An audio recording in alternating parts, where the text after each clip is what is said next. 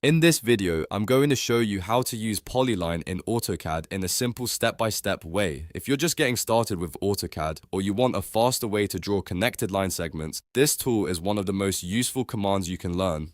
Instead of drawing separate lines one by one, Polyline lets you create a continuous object that stays connected, which makes editing and managing your drawing much easier. If this tutorial helps you, make sure to hit the like button and subscribe for more AutoCAD tips and beginner-friendly tutorials. Alright, let's jump right in.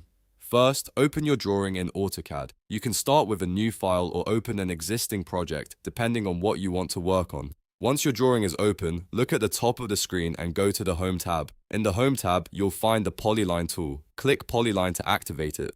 As soon as you do that, AutoCAD will be ready for you to start drawing your connected shape. Now, move your mouse into the drawing area and click once to set your start point. This is the first point of your polyline. After that, move the cursor to where you want the next segment to go and click again to create the first line segment. You'll notice that the line stays connected as you continue drawing, which is exactly what makes Polyline so useful. Keep moving the cursor and clicking to add more segments. You can make straight sections, turn corners, and build whatever shape your drawing needs. If you want to create a more detailed outline, just continue clicking point by point until you've completed the shape. This is especially helpful for floor plans, technical drawings, layout designs, and any project where connected edges matter.